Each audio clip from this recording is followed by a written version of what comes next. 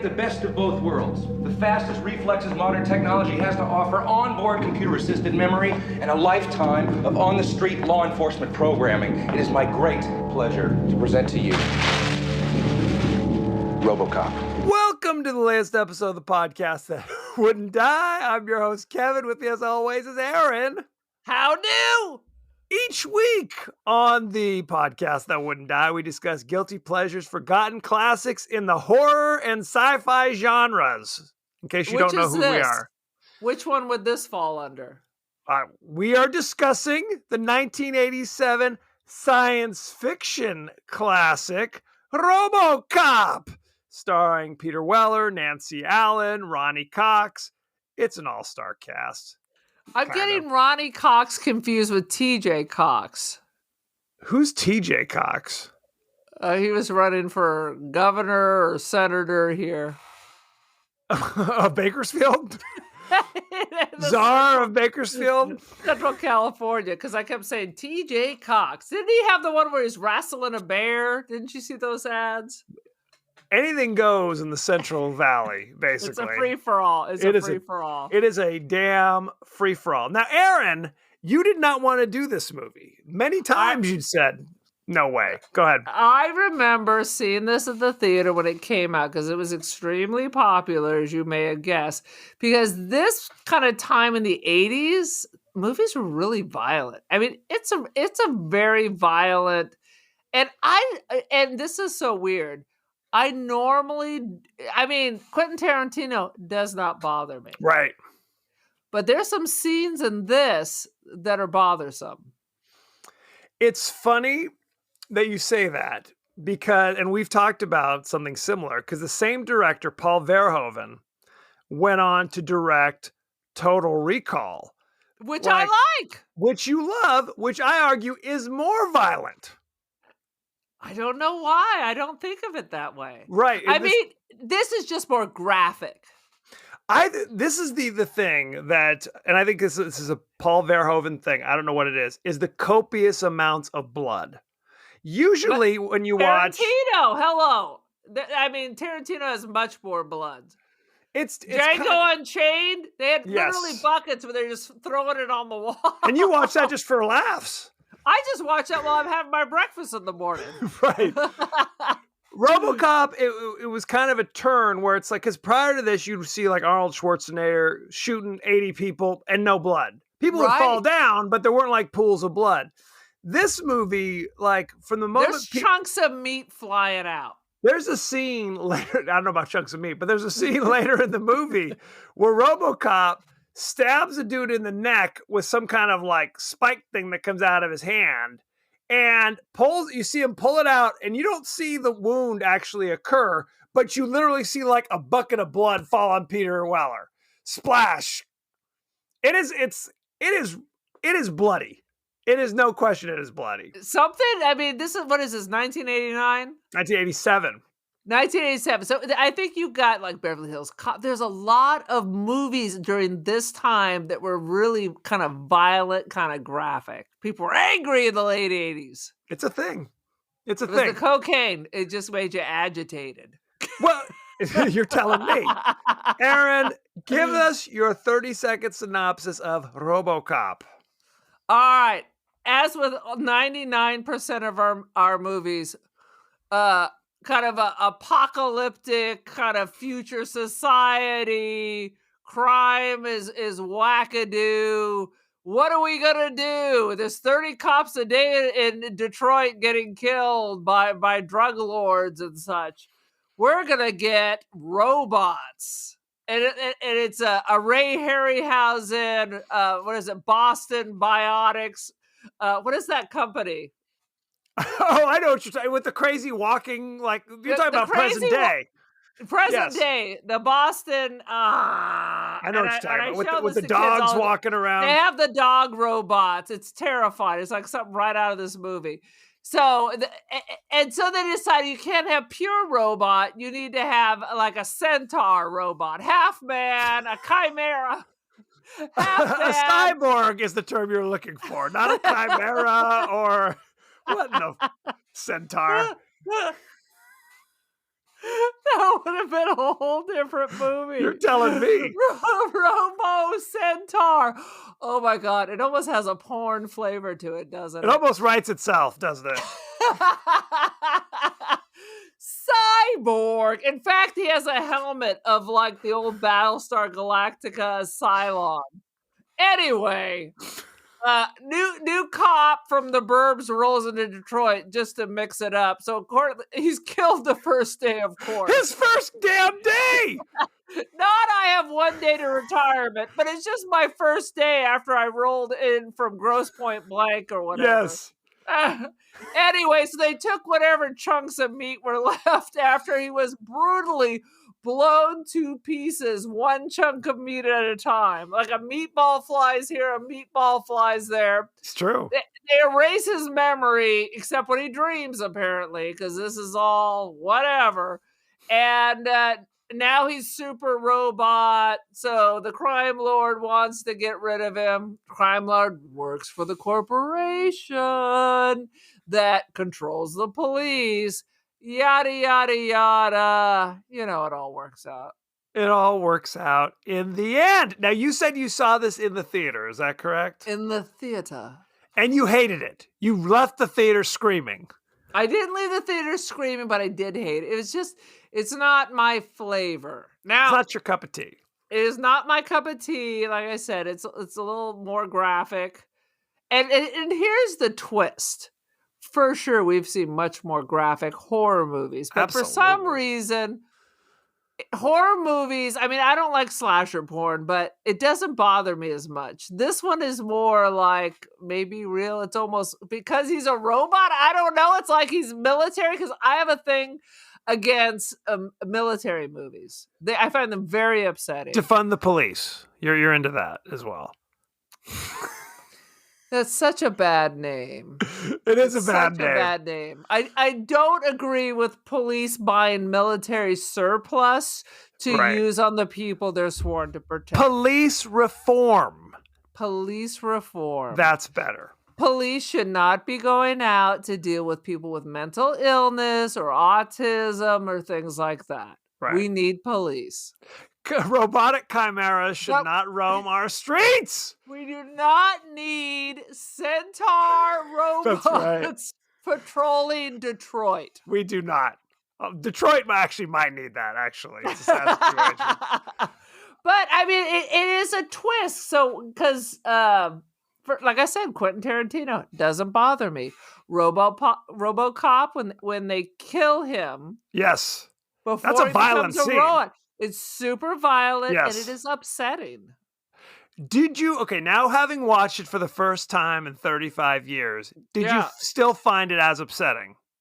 Not as upsetting since I've been desensitized by watching nothing but Ukrainian news on Twitter for the past 6 That is days. true. And 30 years have gone by. There was no Quentin Tarantino back then. I still argue that this is a very violent and gory Absolutely. movie. So do you still give it a thumbs down? I don't give it a thumbs down now. Because it is, like I said, I don't like all that shit. But it's a good movie. I will say it's a good movie. Okay. How about that? That's what I'm All right? looking for. I'm I not going to watch it again. Ever. That was it. I mean, it's not one of those movies. I'd be like, RoboCop, click, click, click. I'm not stopping. Ooh, okay. Fair enough. Twice in a lifetime is enough. Just because, like I said, that's not my jam. I saw this movie not in the theaters. I was far too young and impressionable. I think I saw it at somebody's house, like on a sleepover night, one of those deals, because that was about my age. And I loved it.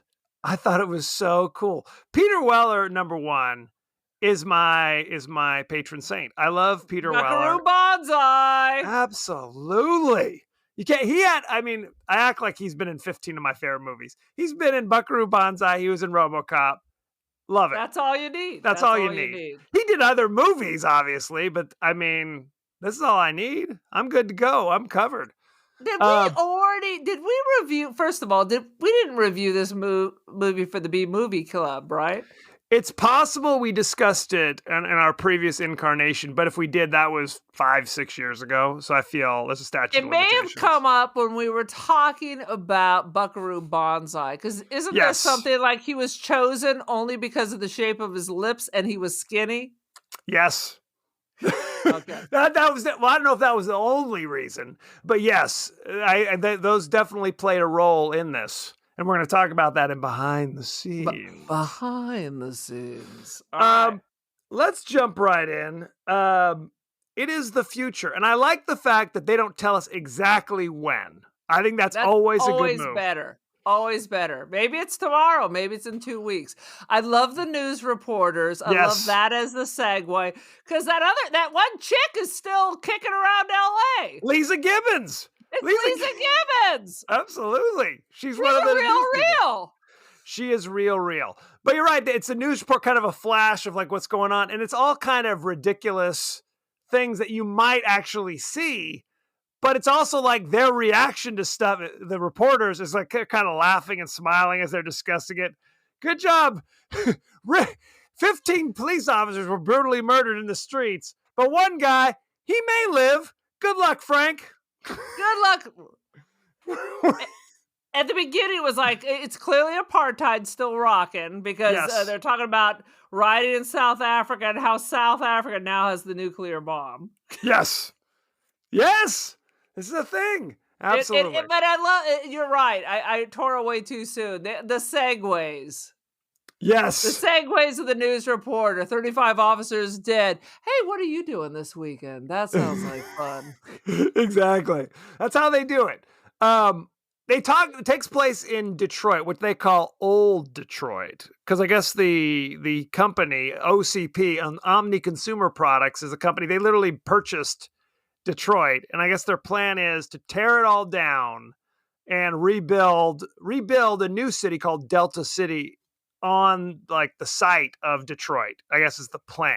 They're going to scrape off like old gum off the sidewalk, old Detroit, and put in fresh new Detroit. That is correct. But they can't do that until they've eliminated all the crime. But what's interesting is you never see anybody commit a crime except for this one gang. Did you notice that? It's just Clarence Boddicker. For the company. Well, that's a reveal later in the movie. That's kind of casually mentioned.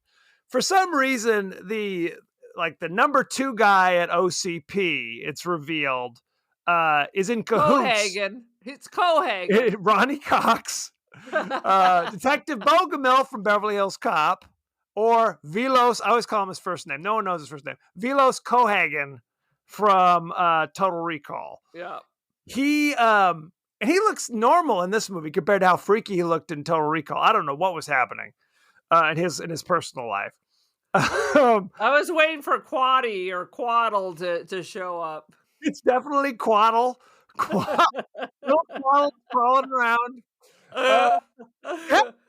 All crime in order to build Delta City, but somehow the main guy or the number 2 guy at OCP is like, hey, I'm also in cahoots with the bad guy, with the gangster who, why is he in cahoots with the gangster?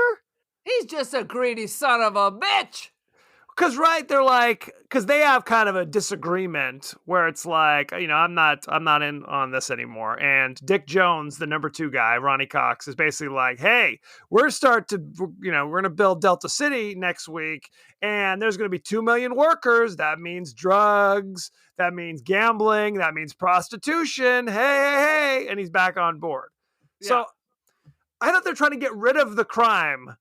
What is it? Get rid of the crime and then reintroduce? I don't know. It makes no GD sense. Who the hell knows? They're making money either way, and that's what the deal is. It's what corporations say to the lay people versus what they're saying to each other. And that's a choice they make in this movie, where it's like corporations know what's best. Do they really? Questions. Because this is the end of the 80s. Yes. Everybody's had to sell their sobs and they're overstretched on their mortgages. So all the bullshit is starting to fall around their ankles. Sell their sobs. Sweet Jesus. Where are sobs from? Are they from Sweden? Sweden. Good Lord. That Sobs was were the most rage hideous. in the. I know what people loved. Remember, even on Seinfeld, they had one. When I worked in the Bay Area, like the executives were driving sobs. They're Where so are they weird now? looking. I They were know. hideous. They were hideous. Um, okay, so Dick Jones introduces his solution to the board meeting, the enforcement droid 209, which is this thing that walks around on two legs, kind of like from Star Wars. And With ack. it,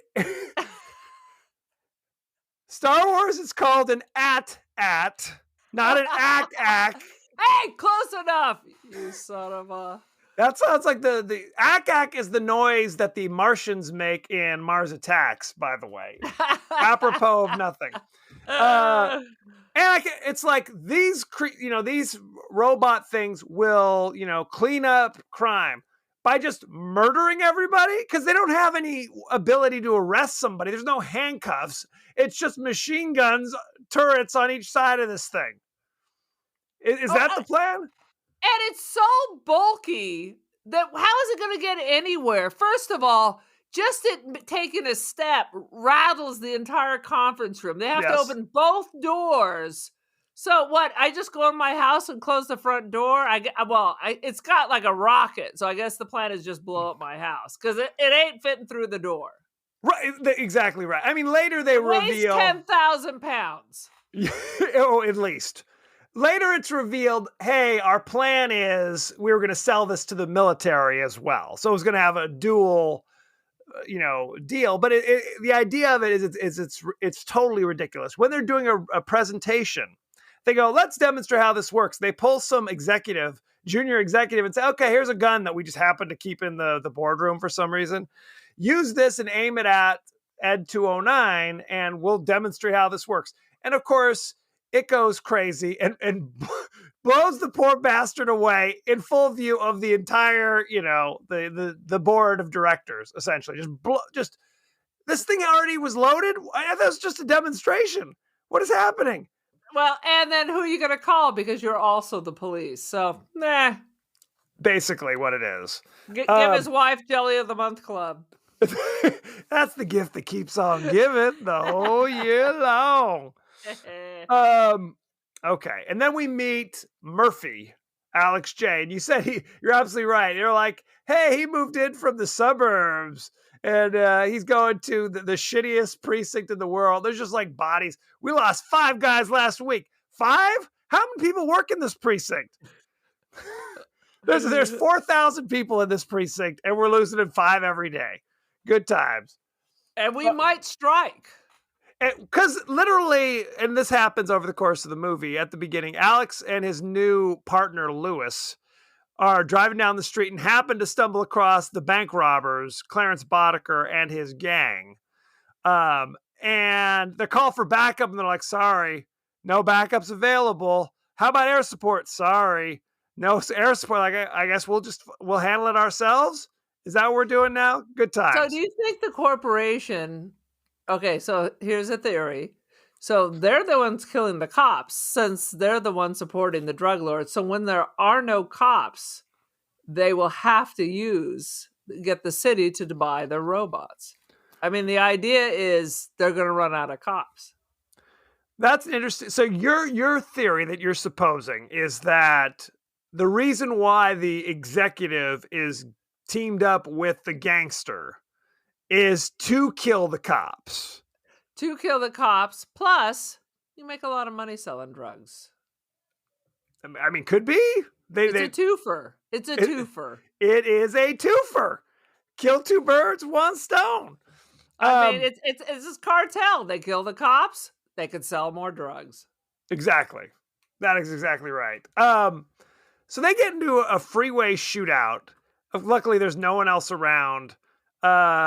The van that the gangsters are riding around in drive off to their hideout. Weren't the cops just right on their tail? It's like, oh, we lost them. You did? Did I miss that scene? In a bread truck. We lost them in a bread truck. That's exactly right.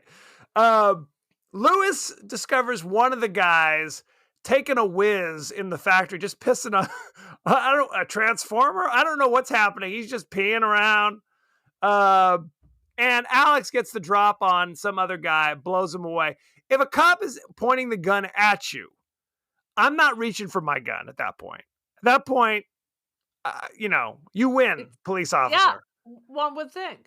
Yeah. I would think if an officer has a gun pointed at me, if I then reach for a gun, knife, whatever the F, right. I'm probably going to get shot. Frankly, if you're reaching for the license and registration, you better watch out. Reaching for a tab. Just don't be reaching. Reaching for the tab. Who drinks tab besides you? It went off the market last year during coronavirus. I recently found it in a market right by me, and I bought like 2 6-packs, and then I heard it was going off the market. I ran over there, and there was none to be found. It's a sad situation. I think we thought it was agree. 1979 all over again. So with Ed 209 going hog wild, a young, ambitious executive, Bob Morton, slides in and says, "Hey, I've got my Robocop plan ready to go. Right now I just need the thumbs up," which of course pisses off Dick Jones because the Ed 209 was a special move. You don't want to piss off Mr. Jones. You don't. We got a thing going on. We both know that is wrong. Oh, it's wrong. Later in the movie, Bob is in the executive washroom at the urinal, extended urinal scene, talking trash about Dick Jones, not realizing Dick just showed up 5 minutes earlier and is in one of the stalls dropping a shit and listening to your trash.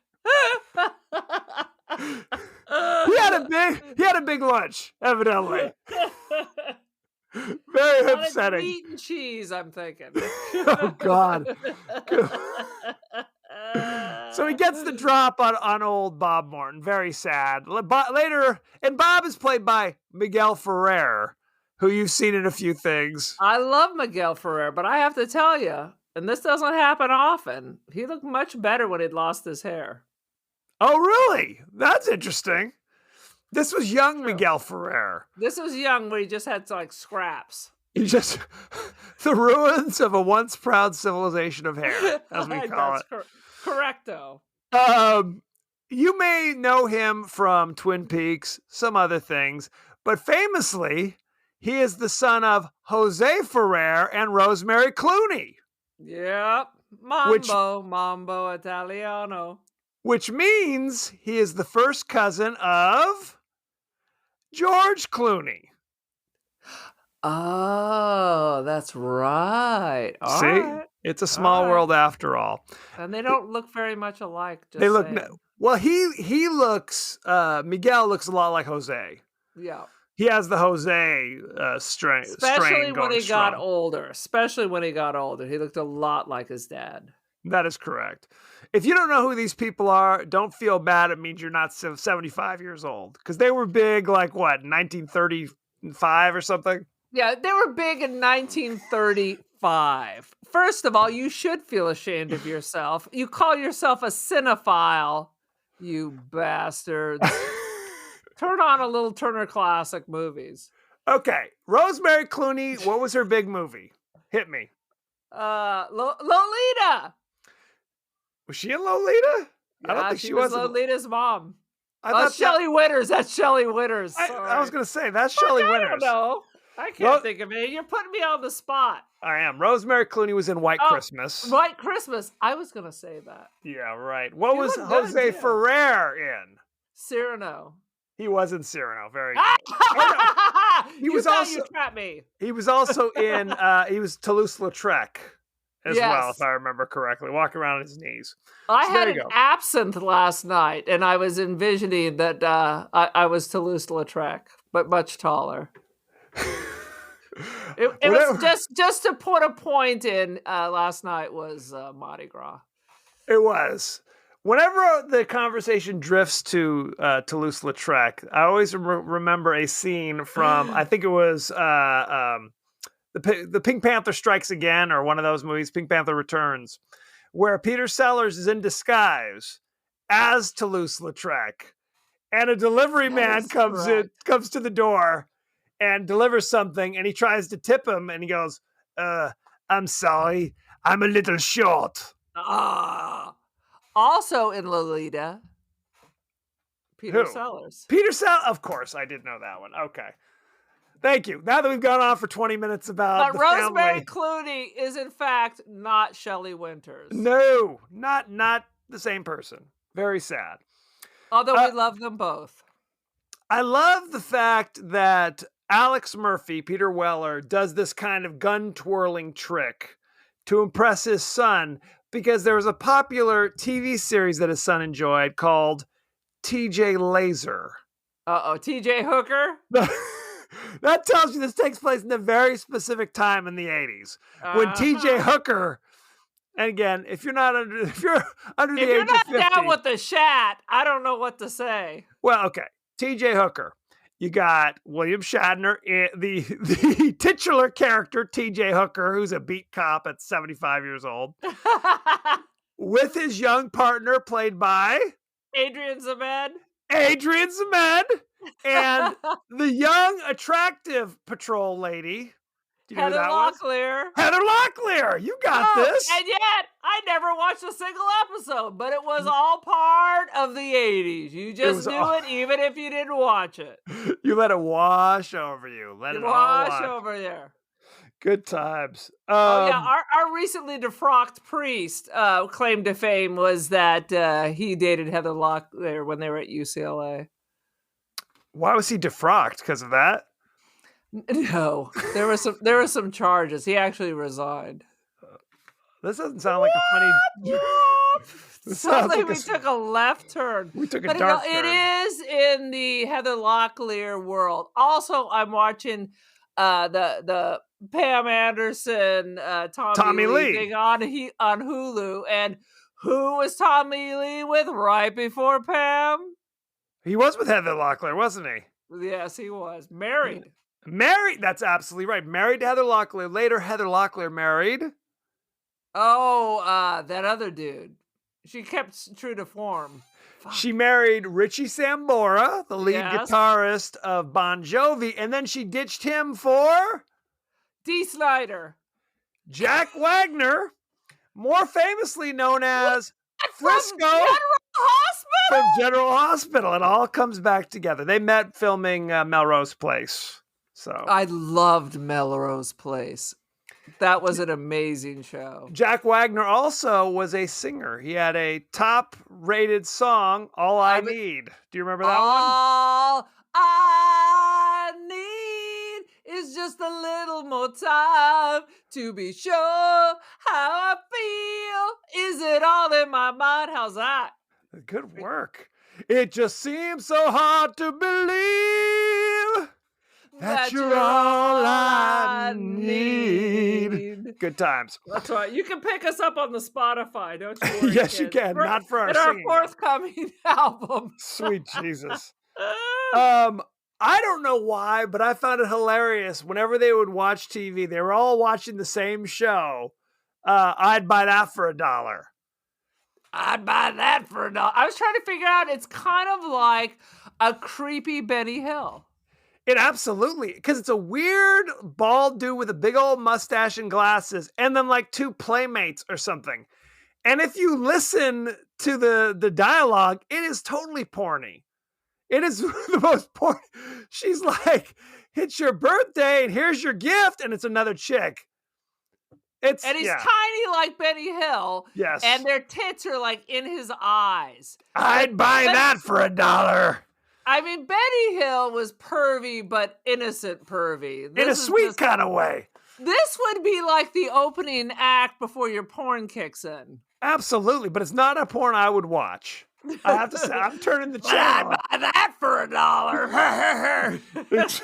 Exactly. It was funny that they added that in. It was, and the best it's part. A complete. That's why it's good. It's a complete universe. Oh, absolutely. And everybody's watching this show. The guy in the mini mart, the gangster Emil waiting out on the curb, and they're watching it. And they would cut to the little vignette. I'd buy that for $1. And then they would immediately start laughing. They thought it was the funniest thing they had ever, like belly laughs. Yeah. Like, Oh, like we're watching Lucy or something. Right. They loved it.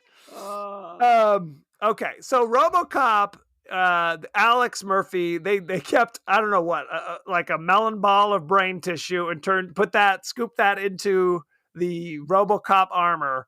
So he's walking around, and his first night he's solving crimes. You don't really see him arrest anybody. Again, it's like the guy tries to hold up the liquor store with like a machine gun. Is that how we do it? Maybe that's how they do it in old Detroit. It's like, I literally mess around in old Detroit. You don't mess around. RoboCop hits him, punches him, and smashes him through like some glass. Meanwhile, the shop is destroyed because the armed robber literally just unloads. The bullets ricochet. Probably, I mean, everybody would have been killed just by ricochets alone. Absolutely, it's ridiculous. It's ridiculous. It cost you more in ammunition than you were actually able to steal. Oh, no question. And the people who run the mini mart would have saved money if they'd have just paid the robber. Because it's like total destruction. And then he just leaves the corpse there and wanders off. He can arrest somebody, but you never see him actually do it. No. It's better just to kill him. And the whole time I'm like, is the robot doing the robot? Yes, he was. He was doing the. There's a whole thing about this in behind the scenes where Peter Weller, in anticipation of the role, worked with a mime to help him have the special kind of moves. And then when they actually put him in the armor, he couldn't do those moves. So they had to stop production for 3 days, have him hastily come up with the stuff, which is really kind of cool the way he does it. I mean, say what you want. It looks really articulated, like his head turns and then his body turns. It's really good, I thought. You're mocking him, but he's a damn artist and a genius. Because the robot was doing the robot. This is why we need to be on video. I pity you, audience out there that can't see us busting a robot. I'm doing a praying mantis now. That's the traditional dance move, the old praying mantis. When I was in junior high, there was actually a dance called the Robocop. Google it. What? Yes, absolutely. Oh. I hope you release that on your Facebook page under our umbrella. The late 80s, there were nothing but crazy dances you had to learn. There was the Cabbage Patch, there was the Running Man, there was the Robocop. These were all serious dances of the late 80s when you're in middle school. You gotta master them all. And sadly, it didn't stop at middle school. You might be on a date, and now you want to go dancing. Now you're dates doing the Running Man. Time for that fake emergency phone call, except you didn't have a cell phone. So you just crawl out the bathroom window. I thought you were just going to say just at dinner. You just get up and start doing the Robocop or something. That would be weird. That would have been weird. Very sad. So Robocop destroys the mini mart, leaves the corpse behind. Thank you. Or what is he? He says like, I don't remember what he says. He kills the robber and then bails. Then there's an ongoing rape going on. Shoots the one dude in the nuts. And again, doesn't arrest anybody. He's like, okay, my job is done. I mean, did they continue? Did the one like lone non-eunuch rapist continue the rape at that point? Or what happened? Who's to say? Very upsetting. Later there's a terrorist, like a hostage situation. Go ahead. Which is clearly what happened in San Francisco. This was ripped from the headline. If you Harvey Milk? It's the Harvey Milk assassination, except it's basically I'm holding the actually he just shot the mayor. It wasn't a hostage. But you'll notice this guy's sweating, chomping on candy bars because the guy who killed Milk, it was the Twinkie defense because he was depressed and eating too much junk food. So in this, the guy's going to shoot the mayor while gobbling candy bars. I was like, what? Right. It's a crazy hostage situation with the guy, again, with a machine gun. I guess you can just pick him up on any street corner in old Detroit. RoboCop pulls up, like not particularly stealthy or sneaky at all. And just walks right up the front stairs. And he's like, hey, Lieutenant Hedgecock, distract him while I walk. If he's looking out the window, he sees you. Okay? Very sad. Luckily. And I just Googled the dude, Dan White, looks just like this guy. Oh, does he really? He does. Does he look like, because Josh Brolin played him in the movie? Are they twins? He does not look like Josh Brolin. He looks like a 1970s white politician. Very sad. Robocop punches through the wall, grabs the armed assailant. Yeah, that's him. pulls him through the wall, but not before, as he's just like unloading his Uzi. So everyone in the room was killed anyway. Thanks a lot, Robocop. Thanks a lot, Robocop. That's the way all these things go. But normally then at this point, Robocop would become the outlaw and they go to hunt him. Isn't that what happened with that Sylvester Stallone movie? Like he went to go save First Blood? No, the one, it's the future where they have to freeze him. Oh, you're talking about Demolition Man. Demolition Man, remember that? That's great. Same thing. I've negotiated this crisis, but it got blown up. Now I'm a criminal. Now I gotta go into the freezer. The thing about Demolition Man is he had a reputation of just destroying personal public property in every situation. Probably thousands of people dead. A Dirty Harry situation.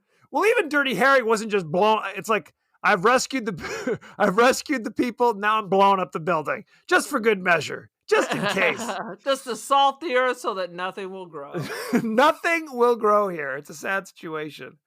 So about this point, now Robocop is having like dreams and stuff. Now he's starting to remember, oh yeah, these were the dudes who killed me, who murdered me. Because he happened to arrest one of the guys, and the guy like recognized him. I don't know how you would possibly recognize Robocop.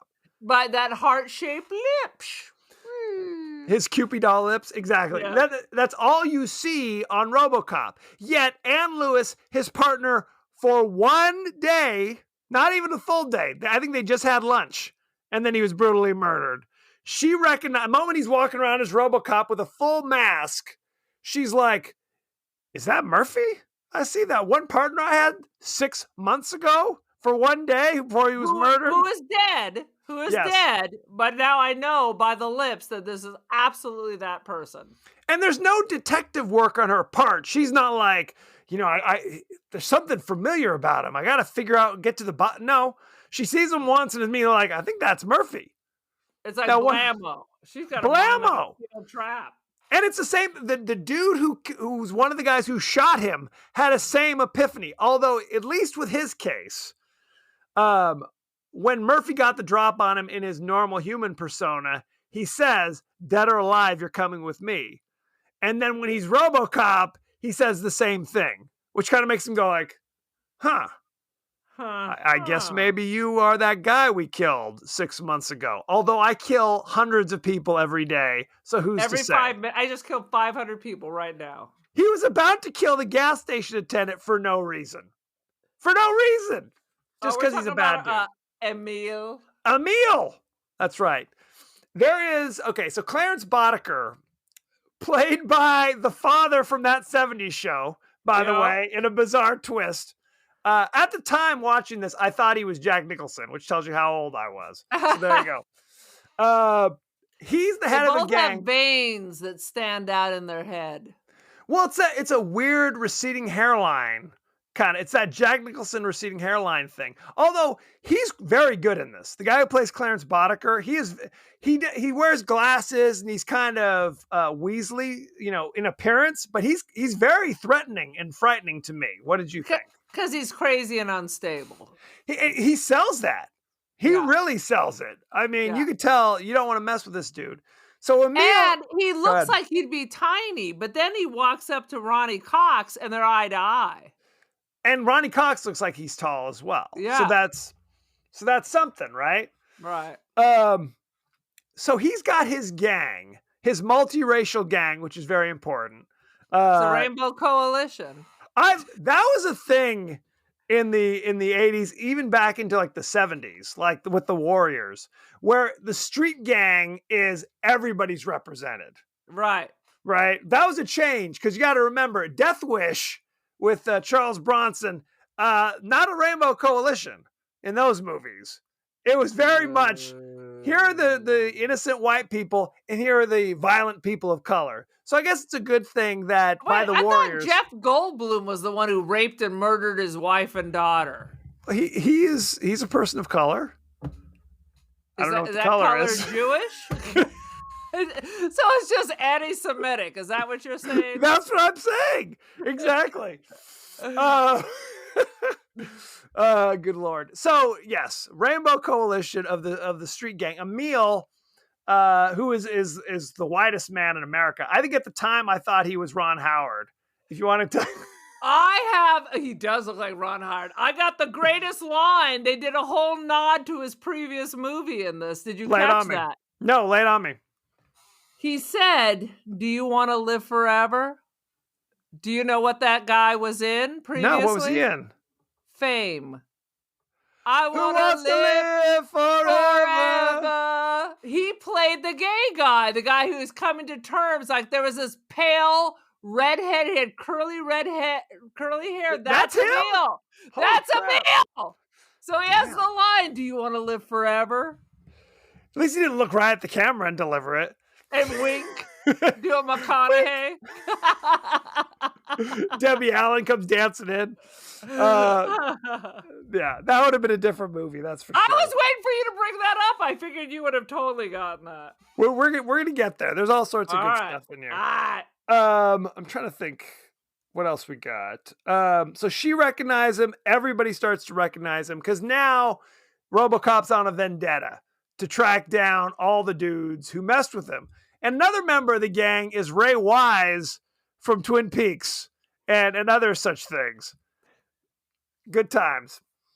Trying to think what else. There's a weird scene when Clarence Boddicker is meeting with like the head of the Coke trade, I guess is what it is. He's got like a factory.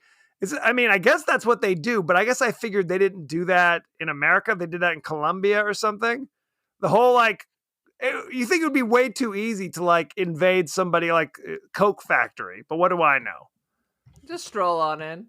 This was before 9/11. It was a free-for-all. It was a free society back then. This is old Detroit, so that's how they do it. This is how we do it. There's a gross scene where Clarence Boddicker reaches over with his fingers, dips them in the guy's wine glass. Oh, yes. And then, snorts them for some bizarre, which would be bad enough until the guy picks it up, doesn't miss a beat, and just starts drinking the wine. Yeah, that was nasty. That was gross. Nasty. Why are we doing this? Very upsetting. For half the movie, RoboCop is totally bulletproof. People are shooting at him, no problem. Then by the end of the movie, not so bulletproof anymore. Now common guns are gonna kill him. I mean, I understand rockets may be a problem, but by the end, it's just regular cops with regular guns shooting him, and that's enough. Well, Clarence is about to get killed by RoboCop, and Clarence admits, "Hey, I work for Dick Jones." And this is an issue because, RoboCop has 3 prime directives. Do you know what the prime directives are? Prime directives are... I remember the 4th prime directive. It was don't kill your partner, don't kill civilians. These are not the prime directives. The secret prime directive is don't kill anyone in the corporation. It is... oh shoot! It's exactly enforce the law. What is the law? Exactly, the law keeper. It is preserve. Oh God, I know these. Damn it! Uphold the law, preserve the public trust, and save lives. God damn it! I'm enraged. But there's a 4th one, which was a secret one that basically said, you can't arrest a top executive for OCP. That was a secret. Or you're right, or kill. You can't do shit to them. So when Robocop gets the information from Clarence saying Dick Jones is the guy, which I don't think we knew at that point. I think that was like a grand. I guess that's not true because Dick Jones threatens Bob Morton and basically says, like, but it seemed like he was threatening his career. He's like, you went around my head, went to the big guy, but he's an old man and I'm number 2 around here. Right. So your career, He didn't threaten his life, he threatened his career. Except smash cut, there's Miguel Ferrer with two porn stars, evidently. And Clarence shows up with a grenade and a laser disc CD-ROM that he pops in, and there's Dick Jones admitting that, like, I'm going to kill you for this reason, blah, blah, blah, and then blows up and kills Bob Morton. So at that point, we, the audience, know that they're working together in some way. And there's no like preamble to that. It's just kind of like, oh, by the way, these guys are working together. So later, when Robocop goes to arrest Dick Jones for aiding and abetting a known felon, he almost shuts down because of the secret 4th directive. Until right, he snaps out of it pretty well. No, until the guy fires him. And now he's like, you're fired. Now he can go boom. Right. That was the big reveal at the end of the movie where it's like, because again, Robocop can videotape anything he sees. In that scene where earlier in the movie he tries to arrest Dick Jones is like, I killed Bob Morton because he made a mistake.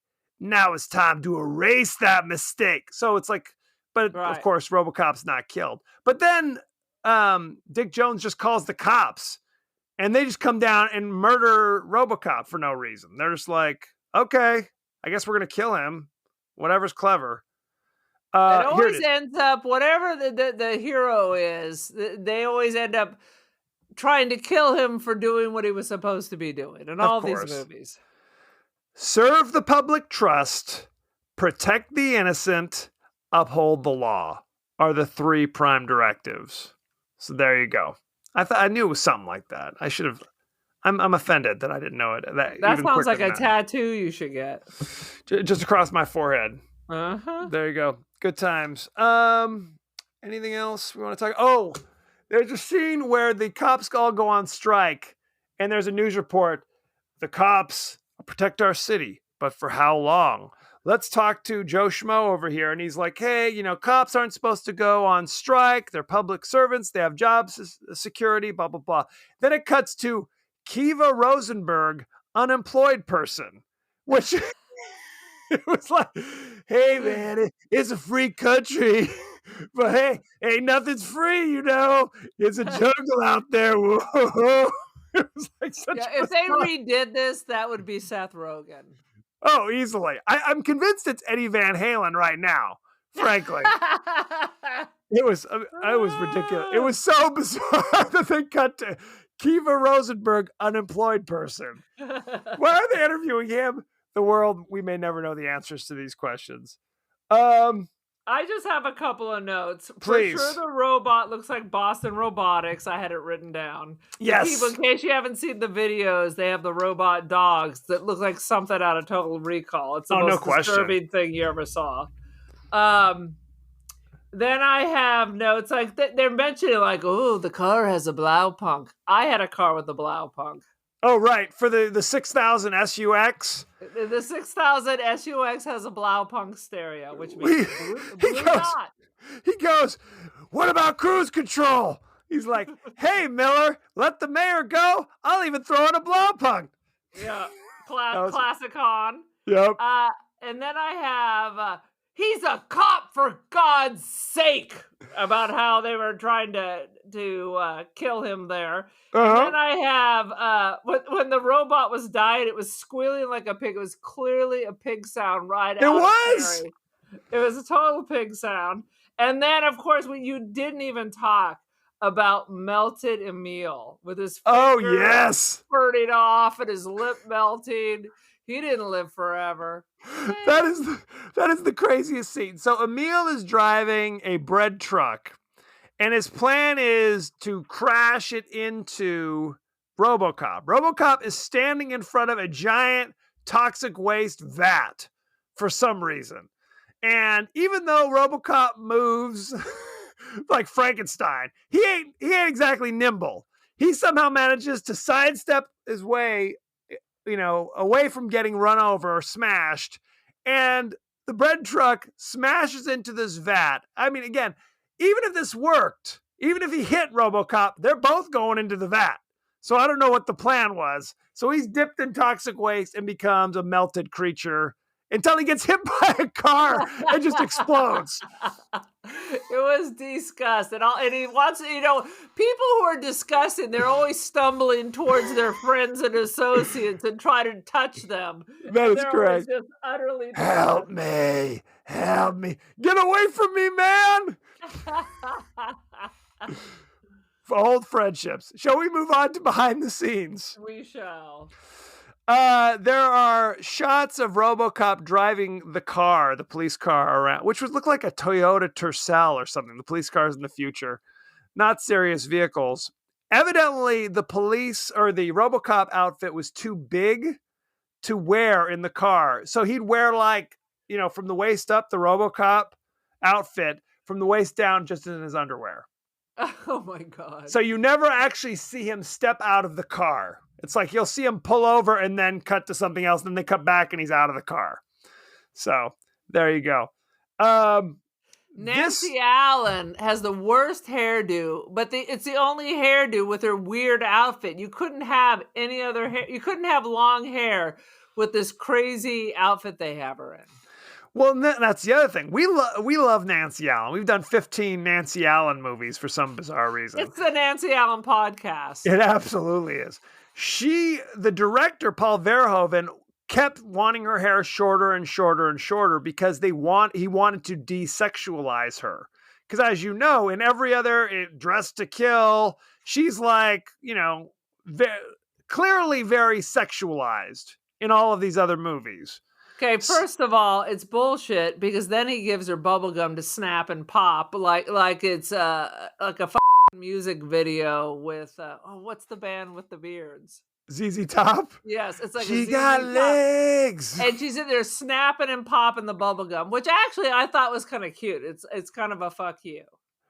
Well, she also is an ass kicker though. It's like we're introduced to her because some crook is getting loose and she's kicking him in the head and smashing him and punching him.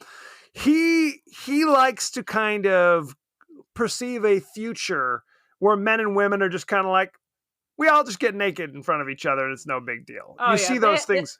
There's a whole not androgynous, but the locker room, it's men, it's women, it's dogs and cats living together. Mass hysteria. Mass hysteria. Well, he did something similar to that in Starship Troopers, where it's that same kind of thing, where they're getting ready to fight the giant insect aliens, and they're all just in the same locker room, and it's not weird or peculiar. It's something he's into for some reason. Because it's one more way they can show some chick's tits. Yes. Not that I'm complaining. But you see that, but it's clearly not like, here's Heather Locklear or somebody. Yeah. Right. It's like kind of, she has short hair. She's not wearing makeup or whatever. Day actor number 3. Exactly. She got $5 in a box lunch. It's all you need. You're good to go. The screenplay had been offered to and rejected by every big director in town. Paul Verhoeven read the first 10 pages and threw it away. It wasn't until his wife read it and told him he should go back and reread it that he changed his mind. Because it actually has a lot of satirical and allegorical elements. It's not just a straight up, bloodbath, although it is also a straight up bloodbath. Chunks of meat. Chunks, gallons of blood. The Robocop suit was so hot and heavy that Peter Weller was losing 3 pounds of water a day until they installed a air conditioner into it. So that's all I need. I just need to walk around in the Robocop. That could be kind of awesome in the classroom. That's It's like some guy at like the Venice Pier doing. I just paid myself silver. What was that on 30 Rock? Remember this when the robot street performer got hired? Absolutely. Absolutely. Nancy Allen's first day on set, she walked in and they were filming the fake sitcom. And she was like, what the F did I just sign up for? She thought this was like the quality of the entire movie that she just signed up to be in. I'd buy that for $1. I'd buy that for $1. In Sacramento, California, this is a true story, a robbery suspect was fleeing from the police and snuck into a movie theater to try to hide from them. It was Robocop, and he sat down and was so engrossed by the movie that he didn't notice the other people getting pulled out by the police until they turned on the lights. The cops were all there waiting for him. That's kind of funny. It's a good one. Paul Verhoeven and Rob Bottin, who was the special effects guy who also worked on Piranha, for example, and The Thing and several other things, and The Howling, they were arguing all the time. Arguing, because Paul Verhoeven, the director, wanted to see, Robocop with his helmet off in well-lit areas. You know what I mean? Yeah. Like it's broad daylight. I want to see it. Where Rob Bottin's like, I'd prefer it if every one of these scenes was kind of dark and misty, so you can't I don't get have a good to look do a good job. Well, first of all, the credits you just rattled off, I had problem with the special effects in every single one of those. Yes, he said, so I don't have to do a good job, is basically what he said. What if we just turn the lights off altogether and you still pay me millions of dollars for these effects? What if I just gouge my own eyes out and then we don't have to worry about it? Sweet Jesus. Yeah, the title of his memoir is So I Don't Have to Do I lost the joke. Whatever, you know what I'm trying to say. I'm sure I don't want my work in a well-lit area. Give me a fucking break. Well, that's not new. A lot of special effects guys are like, we don't want you to see the seams or the zippers or things like that. Then don't put them there where I can see them. Well, then what are you supposed to do? Sew the person up and it's like Freaks. We just have to turn you into the creature. One of us. That's right. And at one point, after like weeks of arguing, Rob Bottin said, I will never work with this director again. But when it was filmed and when it was done, they were both incredibly happy with it and vowed like, oh, high-fived each other and like, oh, you were right, I was wrong kind of thing. So it all worked out. Rob Bottin went on to work on Total Recall with Paul Verhoeven after this. So there you go. So he's responsible for the weird Martian freaks and Quado. He is. He's to blame. I think that's all we need to know. I already told you about how he had Peter Weller had worked with a mime to master certain like robotic movements, and then when they got the costume on him, it didn't work, so we had to start from scratch. So then they got the robot guy from Times Square to show him. The silver guy on the Venice boardwalk. They said, how do you do it? Show me your secrets. Let's talk about what's the guy from the Police Academy? Michael Winslow. It's Michael That's right. Winslow. He's available. Let's see. Oh, I didn't even tell you this. They made 2 sequels. This movie. No. Peter Weller starred in the second one. Did not star in the third one. And then they made a remake. A reimagining, if you will, that came out like 10 years ago, starring Samuel L. Jackson. And the robot? He's not the robot. The robot is played by an actor named I can't remember his name. He's the guy who plays Rick Flag in the Suicide Squad movies. He was the guy who played Robocop. I could find out what his name is, but I'm not doing that. I don't care. Is it Jesus? The guy who plays Jesus? No, different actor. Paul Verhoeven. You know him from, he directed it. He directed Robocop. He directed Hollow Man. He directed something called Black Book, which I'm unfamiliar with. No. You know him, don't you? That started to drift away after Total Recall. Very sad situation. The cast. We've got Peter Weller, played Murphy / Robocop. You know him from Robocop, Naked Lunch. Did you ever see that? No. Robocop 2, The Adventures of Buckaroo Banzai. And then he retired? No, there are many other films that he did, but I'm not going to get into it. Nancy Allen played Lewis. You know her from Dressed to Kill, Robocop, Carrie. Robocop 3, Robocop 2. So evidently she had no problem appearing in all the movies, along with, she was in Carrie, she was in Blowout, all sorts of stuff. Let's see. Dan O'Herlihy played the old man, which is what they call the boss of OCP. His character's just the old man. He was in Robocop, The Last Starfighter, Robocop 2, and Halloween 3, Season of the Witch. Woo! He was the evil witch, the titular witch in Season of the Witch, I guess. I guess. Good times. Ronnie Cox played Dick Jones. You know him from Total Recall. He was in Deliverance. He was in Robocop, Beverly Hills Cop. He was in Saint Elsewhere. He's a very well-respected actor. He had a very small scene in Deep Blue Sea. You'll blink if you'll miss it. Or you'll miss it if you blink. Either way. Clarence Boddicker was played by Kurtwood Smith, who was in Broken Arrow. He was in Robocop. He was in Star Trek 6. He was in that 70s show for like 8 years, for goodness sake. One interesting factoid is there's a scene in Robocop where he's waiting to meet Dick Jones and he's kind of sexually harassing the secretary. Yes. Where he like takes his gum out and sticks it on her nameplate and says, "Hey, I wonder if you could fit me in." That's his wife in real life. Wah, wah, wah. Let's see. Miguel Ferrer played Bob Morton. You know him from Traffic, Crossing Jordan, Robocop, Hot Shots. Oh, excuse me, Hot Shots Part 2. So good times. He has a well-established career. Is it Crossing Jordan? I thought he was in another series. He was in Twin Peaks. He's been in a ton of stuff. I only list like the things they're most famous for on IMDb, allegedly. Well, I don't care. Ray Wise, you know him from Twin Peaks, Good Night, Good Luck, a few other things. He played Leon. And of course, Paul McCrane, Emil, was in ER for like 8 years. Yeah. Robocop, All Rise. So he's currently on a show. And you said he was on Fame? The TV show or the movie? No, he's in the movie. Sweet Lord.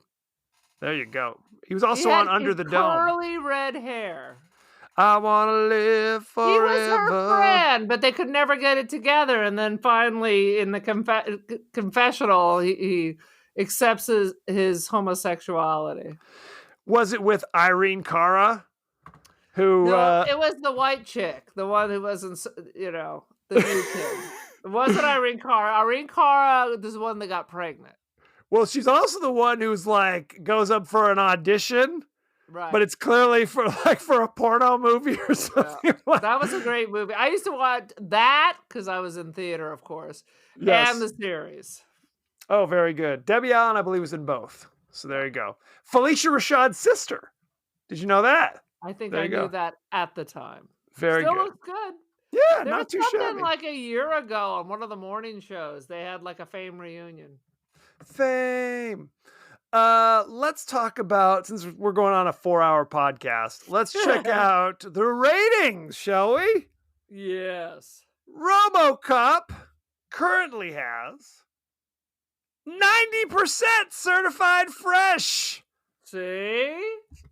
What did Rex Reed have to say about it? I looked for his review and I didn't see one, but let me look at Oh my God, ever since we get on this Rex Reed thing, then he never did anything again. He's only reviewed one movie, evidently in his entire career. It's very upsetting. See, Paul McCrane. Okay, you ready? Roger Ebert, 3 out of 4. Most thriller and special effects movies come right off the assembly line. Robocop is a thriller with a difference. So there you go. He liked it. Anybody else we recognize? Nah, we're good. What is your rating for RoboCop? So my rating for RoboCops, even though I like it, not like it, is I'm going to give it 3 3/4 chunks of meatball that were blown off of Cupid's lips and thrown into the stew we call RoboCop. Was that rambling enough? Pretty rambling. I try to have it reference something from the movie. You just it's like a feeling, something, a I dream. don't plan ahead. It has to come to me in the moment. And I couldn't decide if I wanted to say chunks of meat or meatballs. Chunk of RoboCop, but he wasn't RoboCop then. Here's the complex problem that I came up with. Why I had the stammer. Please. Dead cop meatballs. Beautiful. Beautiful. What was it? Murphy balls. I don't know. Murphy balls. Murphy meatballs as prepared by our arch villain from the 70s show. That's exactly right. I am going to give it 4.5. Now I don't know what to say. I'd buy that for $1. I'll do that. Buy that. Very good. Here's a picture of Paul McCrane from Fame. Do you recognize That's him. him now? I do recognize him. Not Ron Howard, is what you're trying to tell me. Not Ron Howard, but Very just sad. as albino-y. Just as albino-y, no question. Oh, God bless him that he was able to have a career and wife and children. Well, we're assuming all three is true. No, I just looked him up on Wikipedia. And wife and children? Wife and children. Very good. So, thank you very much. Go to our page on Twitter at TPodcastTWDie. Go to our page on Facebook at The Podcast That Wouldn't Die. You can email us at thepodcastthatwouldn'tdie at Gmail. Aaron, are we still on Insta? Is this just a faint memory? What's I was happening? just going to post something, and then I decided it was too hot in the office. But yes, we are The Podcast That Wouldn't Die on Instagram. So check that out. We are on Spotify, Apple Podcasts, anywhere the finer podcasts are available. So don't forget to like, share, rate, and review if you will. Aaron, you also have personal Instagrams and emails and social media. What's going on? Truth Social? I have much social and anti-social. I am the Cult of Aaron on the Insta. I am the Cult of Aaron on the Twitski. I am the Don't Feed the Pigeon. I'm on Artsy as Aaron Doherty. I'm on First Dibs as Aaron Doherty.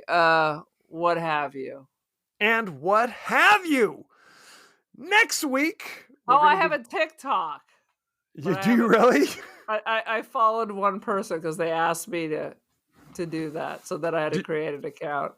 Do you do a lot of singing and dancing? I'm secretly filming this right now. It's going to be on the Tikataka. The Tikataka.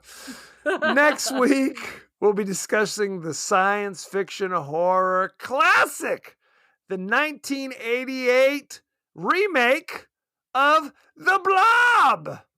I thought the remake was the stuff. Just can't get enough of the stuff. Now, the good thing about The Blob, which you may not be aware of, is it stars Kevin Dillon as the bad boy, and the chief of police is played by none other than Rutger Hauer.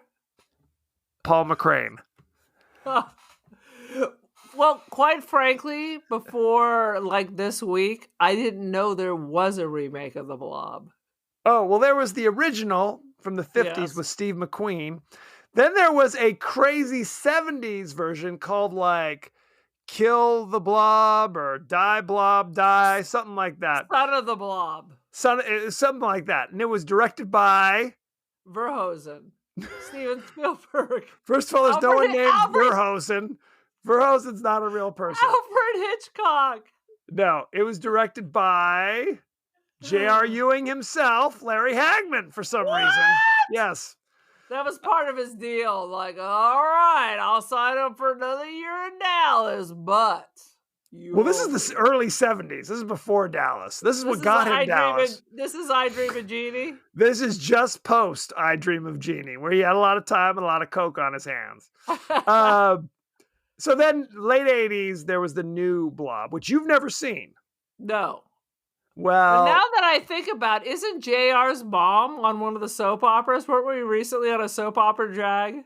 anything's possible. I'm not a JR's whatever, Larry Hagman's mom was on a soap opera. Anywho, sweet Jesus. You can watch it on Amazon Prime, but it's going to run you $2.99 for standard definition, I'm sad to say. Mm-hmm. So get ready to enjoy that goodness. So thank you very much and be well. Oh, his mom is Mary Martin. I don't know if you remember this, but our neighbor used to be the accompanist. Remember Mellow Al? He was Mary Martin's accompanist. And be well.